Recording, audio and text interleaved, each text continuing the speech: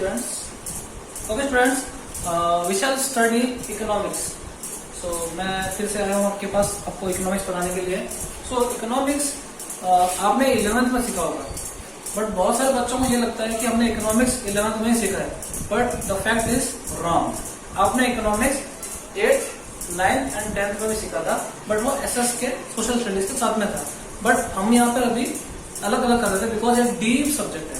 अगर आपको फर्दर पढ़ाई इकोनॉमिक्स बेस लेके पढ़ना है तो भी आप पढ़ सकते हो, बिकॉज इकोनॉमिक्स एक बहुत ही डीप सब्जेक्ट है, बहुत ही डीप कॉन्सेप्ट है. आप जितना पढ़ना चाहो उतना पढ़ सकते हैं.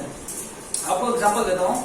हमारे जो फॉर्मर प्राइम मिनिस्टर थे doctor Manmohan Singh, he was an economist. वो अर्थशास्त्री थे. अब समझ लीजिए आप कि कितने पढ़े लिखे व्यक्ति क्या क्या काम कर सकते हैं अगर वो इकोनॉमिक्स को डीपली पढ़ेंगे. ठीक है, चलो हम आते हैं टॉपिक पे. तो इकोनॉमिक्स जो हमने 11th में पढ़ा था वो था micro economics, well we will study macro economics in 12th class. तो what is the difference between micro economics and macro economics? तो माइक्रो इकोनॉमिक्स वो इकोनॉमिक्स होती है the study of expenses, incomes and relative price between for the individual और a group. एक individual और group के expenses, income और उसका जो ट्रांजेक्शन होता है मनी टर्म्स में, उसको हम माइक्रो इकोनॉमिक्स में कंसिडर करेंगे. वाइल एक्सपेंसेस, इनकम्स और the transaction relating to price of a community, state और कंट्री, वो माइक्रो इकोनॉमिक्स में आएगा. पर मैं आपको जो छोटे लेवल का होगा, छोटे इंडिविजुअल या उसके ग्रुप के बारे में, फैमिली के बारे में होगा, तो माइक्रो इकोनॉमिक्स हम लोग स्टडी करेंगे. माइक्रो इकोनॉमिक्स में टॉपिक्स बड़े हो जाएंगे और वो किसी पर्टिकुलर कंट्री या किसी स्टेट के अफेक्ट करने वाले डेटा होंगे, वो इसमें होंगे. ठीक है, तो हमारा फर्स्ट चैप्टर है ग्राफ्स इन इकोनॉमिक्स. तो ये चैप्टर है, इस चैप्टर का इंपॉर्टेंट टॉपिक ये है इंपॉर्टेंस ऑफ ग्राफ. ये आपको लर्न करना है और इसको वर्ड टू वर्ड पॉइंट में लिखना है और इसको याद करना है, बिकॉज सबसे इंपॉर्टेंट क्वेश्चन इस चैप्टर का वही है. ठीक है, सो स्टार्ट करने से पहले हम बता देंगे कि ग्राफ्स इन इकोनॉमिक्स क्यों इतना इंपॉर्टेंट है. Graph in economics, diagram and graphs, ये दोनों चीज आपने किए हुए हैं पहले क्लासों में, तो हम इस पर डिटेल्स में नहीं जाएंगे, बट हम सीखेंगे कि इकोनॉमिक्स में ऐसा क्या कारण है जो इकोनॉमिक्स में आया है. तो सिंपल सी बात है, जैसा कि मैंने आपको सिंपल टर्म्स में बता रहा हूं, तो ऐसे बहुत सारे बच्चे होते हैं, ऐसे बहुत सारे डेटा को इवेल्युएट करने वाले लोग होते हैं जो बहुत सारा पढ़ना नहीं चाहते, बहुत सारी लंबी लंबी लाइनों को पढ़ना नहीं चाहते. अगर मैं आपको इतनी सारी लाइन में लिख के दे दूं, आप पढ़ के उसको नहीं समझ पाओगे. बहुत सारे कारण उसके पीछे, बोर्डम हो जाना या फिर ध्यान अटक जाना. तो एक अलग से तरीका है जिसकी वजह से हम हमारा डेटा मतलब हमारी जो इन्फॉर्मेशन है हम पास ऑन कर सकते हैं. फॉर एग्जाम्पल, अगर मैं कहूँ कि अब जैसे वो कुछ क्रिकेट देखते होंगे तो 6 ओवर में इतना रन बनाए बैट्समैन ने, फिर इतने विकेट गिरे, इनकी रन रेट इतनी हो गई, तो ये सारा कंफ्यूजन रहता है. और जिसको क्रिकेट के बारे में नॉलेज नहीं है तो वो कंफ्यूज हो जाएगा. बट एक डायग्राम आता है कि भाई 0 से 5 ओवर में बीच में इन्होंने इतने रन बनाए थे और इतने रन रेट से बनाए थे, तो वो बहुत इजीली अंडरस्टैंड हो जाता है. Even a layman can understand the data. मेरा वर्ड लेमैन मीन्स एक ऐसा व्यक्ति जिसको सब्जेक्ट के बारे में कोई नॉलेज नहीं है. ये इंग्लिश का टर्म है, आपने जब प्रीवियस में सीखा होगा. जिसको कोई नॉलेज नहीं है वो भी समझ सकता है. To make people understand easily we use graph.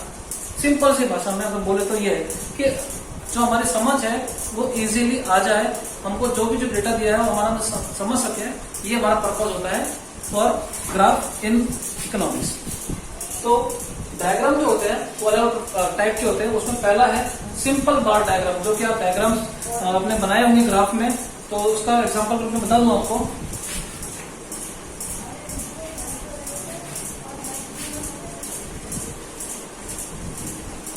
This is called X axis and this is called Y axis. अगर आपने इस तरह से कुछ लाइन ड्रॉ करी है तो ये बन जाएगा सिंपल बार डायग्राम. क्या होगा? सिंपल बार डायग्राम. तो ये थोड़ा सा प्रेजेंटेशन पे डिपेंड करता है. आपकी प्रेजेंटेशन अच्छी होगी तो जो भी आप अपना डेटा या जो भी आप इन्फॉर्मेशन किसी को पास ऑन करना चाहते हैं वो इजीली उसके पास पहुंच जाएगी और वो इंटरेस्टिंगली इसको समझेगा.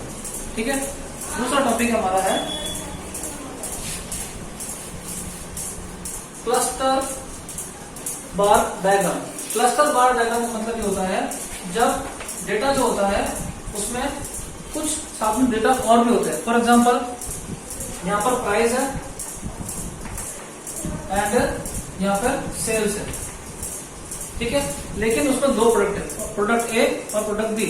तो सपोज 50 रुपीज की प्राइस पे प्रोडक्ट ए का सेल इतना होता है एंड प्रोडक्ट बी का सेल इतना होता है। तो हम जो पिलर है वो दो बना देंगे, तो वो क्लस्टर डायग्राम बन जाएगा। बार डायग्राम तो है बट क्लस्टर मीन्स कुछ साथ में प्रोडक्ट जोड़ दिए गए हैं ताकि वो बड़ा हो जाए। एंड नेक्स्ट है divided bar diagram and then pie diagram, ठीक है। तो मैं आता हूं पाई डायग्राम पे, जो कि बहुत इंपॉर्टेंट होता है, बच्चों को कम समझ में आता है। तो आपने सीखा होगा, इसको हम दूसरी भाषा में पाई चार्ट भी बोलते हैं, ठीक है। सो ये थोड़ा मैथ्स में आना पड़ेगा इसके लिए। तो टोटल ये सर्कल है एंड सर्कल का जो एंगल होता है वो 360 डिग्री होगा, 360 डिग्री होगा। तो अगर आप देखेंगे इसको, तो सर्कल को बीच में से काटे हुआ होता है डायमीटर, ओके। एंड यहाँ पर उसकी एक रेडियस है, सेंटर पॉइंट। तो ये जो एंगल बनेगा 90, ये जो एंगल बनेगा 90, ये भी एंगल 90 और ये भी एंगल 90। तो हमें सारे डेटा को 360 डिग्री के फॉर्म में कन्वर्ट करना पड़ेगा और उसके बाद में एक पाई चार्ट जैसा बनाना पड़ेगा, ठीक है। फॉर एग्जाम्पल फर्स्ट डेटा मेरा ऐसा आया, उसका डेटा है सपोज 120 डिग्री, तो वो यहाँ पर मैं उसकी मार्किंग कर दूंगा। We shall study importance of diagrams and graphs in economics. The first importance is the study of subject of economics which is perceived as difficult and complicated is made easier by way of diagrams and less confusing by way of graphs. इसका मतलब ये होता है कि जो भी information अगर वो कॉम्प्लिकेटेड है, कॉम्प्लिकेटेड मीन्स जो बहुत ही मुश्किल से समझ में आए, ऐसी है जो कॉम्प्लेक्स हो, वो बहुत इजीली हमें समझ में आ सकता है बाय डायग्राम्स एंड, और उसमें कंफ्यूजिंग होने के चांसेस कम होंगे, बिकॉज ये एक अलग मेथड है। फॉर एग्जांपल मैं आपको समझा रहा हूँ, अगर आपको नहीं समझ में आ रहा है तो मैं आपको एक एग्जांपल दे सकता हूँ। तो एक समझ लो एक एग्जांपल का मेथड है, अलग से एक मेथड है जिसकी वजह से हम चीज़ों को ईजिली समझ सकते हैं। सेकेंड है trends of certain economic parameters. Trends of certain economic parameters का मतलब ये होता है, ट्रेंड मीन्स जो रुझान होते हैं, जैसे फॉर एग्जांपल ये टाइम पे ये होगा, ये टाइम पे ये होगा, ये टाइम पे ये होगा, तो अलग अलग चलता रहता है इकोनॉमी के अंदर। जैसे कभी बार तेज़ी आती है, कभी मंदी आती है, इसको इंग्लिश में बोलते हैं boom, recession, depression and recovery. तो अलग अलग जो ट्रेंड्स आते रहते हैं, उस ट्रेंड्स के अकॉर्डिंग क्या क्या फ़र्क पड़ रहा है, वो सब चीज़ हम इसमें ईजिली समझ सकते हैं थ्रू अ सिंगल डायग्राम और ग्राफ। सिंगल डायग्राम से हम ये चीज़ समझ सकते हैं। Changes occurring in various sectors of the economy can also be easily understand. तो वेरियस सेक्टर्स अलग इकोनॉमिक से होते हैं, तो उसमें सेक्टर बहुत सारे होते हैं। अगर हम काउंट करें तो 3 सेक्टर मेनली होते हैं, primary sector, secondary sector and territory sector. Primary sector includes agricultural, secondary sector includes industrial and third is territory, that is service sector. तो तीनों सेक्टर्स के अंदर क्या क्या बदलाव आ रहे हैं वो हम स्टडी कर सकते हैं। और इसके अलावा भी सेक्टर्स होते हैं जैसे manufacturing units and service providing units, transporting sector, educational sector, institutional sector, से बहुत सारे सेक्टर्स होते हैं जो अलग अलग टाइप के काम करते हैं, उनको हम पूरा स्टडी कर सकते हैं। Changes occurring in various sectors of the economy can also be easily understood. Fourth है, a comparison can be easily drawn from the distribution of some economic parameters between groups, classes, regions, sectors as well as time period. मतलब इसका simple भाषा में कहें तो it is easily compared with one data to another data. दो data को हम easily compare कर सकते हैं। इसका बेस्ट एग्जांपल है कि अगर कोई भी बिजनेस यूनिट है, उसको अगर हम ए नाम देते हैं एंड उसको कंपेयर करते हैं बिजनेस यूनिट बी से, तो हम बोल सकते हैं जून मंथ में इनकी सेल थी 5 लाख, जबकि जून मंथ में बिजनेस यूनिट बी की सेल थी 6 लाख। तो आप कंपेयर कर सकते हो कि जिसका परफॉर्मेंस अच्छा था, यानी बी का यहाँ पे अच्छा था, तो ये आप इजीली कंपेयर कर सकते हो by way of graph and diagrams.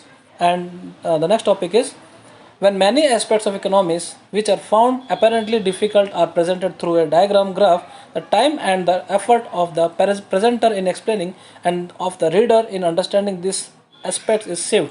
मतलब जो बहुत सारी चीज़ें ऐसी होती है जिसमें जो राइटर होते हैं, जो जिसका जो कॉन्सेप्ट होता है, वो क्या कहना चाह रहा है वो इजीली अंडरस्टैंड नहीं होता है, मतलब बोल सकते हैं मिस इंटरप्रिटेशन होने के चांसेस बढ़ जाते हैं। बट ग्राफ एंड डायग्राम से ये चीज़ें एकदम क्लियर हो जाती है कि वो क्या कहना चाह रहे हैं और उनका ऑब्जेक्टिव क्या है, किस पर्पस के लिए उन्होंने डेटा को प्रेजेंट किया है, और हम आराम से समझ सकते हैं।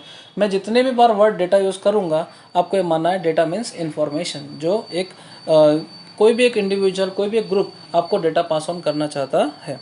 Thank you.